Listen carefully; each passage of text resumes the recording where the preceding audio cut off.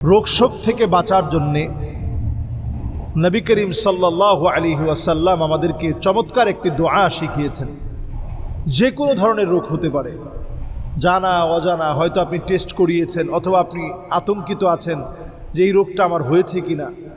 এরকম সকল রোগ থেকে বাঁচার জন্য আপনি ছোট্ট একটা দোয়া পড়বেন প্রতিনিয়ত। দোয়াটা হচ্ছে এই, নবী করিম সাল্লাল্লাহু আলাইহি সাল্লাম আমাদেরকে শিখিয়েছেন, আল্লাহুম্মা আফিনি ফি বাদানি, আল্লাহুম্মা আফিনি ফি সামঈ, আল্লাহুম্মা আফিনি ফি বাসরি, লা ইলাহা ইল্লা আনতা।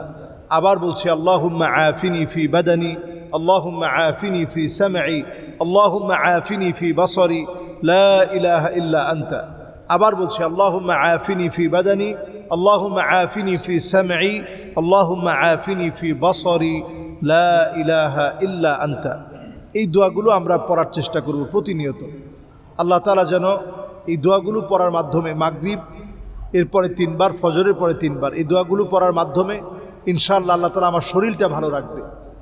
আফিনি ফি বাদানি, আফিনি ফি সামঈ, আমার শ্রবণ শক্তিকে আল্লাহ তাআলা ভালো রাখবে, আমার দৃষ্টি শক্তিকে আল্লাহ তাআলা ভালো রাখবে। আল্লাহ তাআলা যদি আপনার দেহ ভালো রাখে, শ্রবণ শক্তি ভালো থাকে, দৃষ্টি শক্তি ভালো থাকে, আপনি একজন সুস্থ মানুষ। এর চেয়ে বড় নিয়ামত আর হয় না। আল্লাহ তাআলা আমাদেরকে এই নিয়ামতগুলো আল্লাহ তাআলা আমাদেরকে দান করুক। ওযু করার পরে একটা ছোট্ট দোয়া পড়ে আল্লাহর কাছে আরও অনেক আপন হয়ে নিতে পারি, নিজেকে আল্লাহর কাছে অনেক আপন বানিয়ে ফেলতে পারি ওযু করার পরে ছোট্ট একটা দোয়া পড়ে। আল্লাহুম্মা জাআলনি মিনাত তাওয়াবিন ওয়া জাআলনি মিনাল মুতাতাহহিরিন। আয় আল্লাহ, আপনি তাওবাকারীদের অন্তর্ভুক্ত আমাকে বানান, যারা পবিত্রতা অর্জন করেছে তাদের মধ্যে আল্লাহ আপনি আমাকে শামিল করেন। সুবহানাল্লাহ বিহামদি। আল্লাহুম্মা জাআলনি মিনাত তাওয়াবিন ওয়া জাআলনি মিনাল মুতাতাহহিরিন। এই দোয়াটা আমরা পড়ার চেষ্টা করব। ছোট দোয়া, অত্যন্ত দামি এবং অর্থবোধক। আল্লাহুম্মা জাআলনি মিনাত তাওয়াবিন ওয়া জাআলনি মিনাল মুতাতাহহিরিন। বারবার পড়ার চেষ্টা করি যে আল্লাহ আপনি আমাকে তাওবাকারীদের মধ্যে শামিল করেন, যাদের গুনাহ মাফ হয়ে গেছে তাদের মধ্যে শামিল করেন। একটা গুনাহ মাফ হলে আপনার অন্তর থেকে একটা কালো দাগ দূর হয়, আরেকটা গুনাহ মাফ হলে আরেকটা কালো দাগ দূর হয়। এভাবে লক্ষ কোটি গুনাহ যদি আল্লাহ মাফ করে দেন, লক্ষ কোটি কালো দাগ আল্লাহ তাআলা দূর করে দিবেন। এই জন্য প্রতিনিয়ত আমরা পড়ার চেষ্টা করি, আল্লাহুম্মা জাআলনি মিনাত তাওয়াবিন ওয়া জাআলনি মিনাল মুতাতাহহিরিন। এই দোয়াগুলো যেন আমাদের প্রতিনিয়তের আমলের মধ্যে থাকে, আমলের রুটিনের ভিতরে এই দোয়াগুলো যেন থাকে। আল্লাহ তাআলা আমাদেরকে তৌফিক দান করুক। আমরা নবী করিম সাল্লাল্লাহু আলাইহি ওয়াসাল্লামের উপরে দরুদ শরীফ পড়ি, প্রতিনিয়তই পড়ি। বিশেষ করে আমরা কোন দরুদটা পড়ব?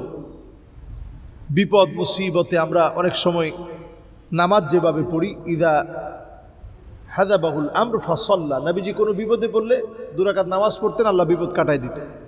তো আমরাও বিপদে পড়লে 2 রাকাত নামাজ পড়ি, দরুদ শরীফ পড়ি, লা হাওলা ওয়ালা কুওয়াতা ইল্লা বিল্লাহ পড়ি। পড়া শুরু করার আগে আমরা রব্বি জিদনি ইলমা পড়ি, দরুদ শরীফ পড়ি, এরপরে পড়া শুরু করি। দরুদ শরীফের আমলটা আমরা প্রতিনিয়ত করার চেষ্টা করি। সাল্লাল্লাহু আলাইহি ওয়াসাল্লাম, সাল্লাল্লাহু আলাইহি ওয়াসাল্লাম, সাল্লাল্লাহু আলাইহি সাল্লাম। ঘুম আসতেছে না, আপনি সাল্লাল্লাহু আলাইহি ওয়াসাল্লাম একটু পড়তে থাকেন। এতটুকুনও যদি পড়েন সাল্লাল্লাহু আলাইহি ওয়াসাল্লাম, সাল্লাল্লাহু আলাইহি ওয়াসাল্লাম, এতটুকুন পড়লেও কিন্তু দরুদ হয়ে গেল। এতটুকুনও আমরা পড়ার চেষ্টা করি। আল্লাহুম্মা সাল্লি আলা মুহাম্মাদিন নবীল উম্মি ওয়া আলি ওয়া সাল্লিম। যে যেরকম পারেন পড়েন। দরুদ ইব্রাহিম এটা যদি পড়তে পারেন সবচেয়ে সেরা। যদি না পারেন অন্তত আমরা সাল্লাল্লাহু আলাইহি ওয়াসাল্লাম এতটুকুন পড়ার চেষ্টা করি। আল্লাহ তাআলা দেখবেন অনেক রকমের হতাশা দূর করে দিবে। দরুদ দিয়ে আপনি যদি ইনশাআল্লাহ আমল করেন, দরুদ এবং ইস্তেগফার এই দুইটা দিয়ে যদি আমল করেন, আলহামদুলিল্লাহ আমাদের জীবনে অনেক হতাশা এখনও নাই তা না। এখনও হতাশার মধ্যে যখন পড়ে যাই, এখনও বিপদের মধ্যে যখন পড়ে যাই, নিজের আমলের ভিতরে দরুদ আর ইস্তেগফারের আমল দিয়ে যখন সাজিয়ে নেই, আল্লাহ তাআলা ঠিকই আল্লাহ তাআলা ডাকে সাড়া দেন, অবশ্যই ডাকে সাড়া দিবেন। আমরা এই আমলগুলো প্রতিনিয়ত করার চেষ্টা করব। আল্লাহ তাআলা তৌফিক দান করুক। আসসালামু আলাইকুম ওয়া রাহমাতুল্লাহি ওয়া বারাকাতুহু।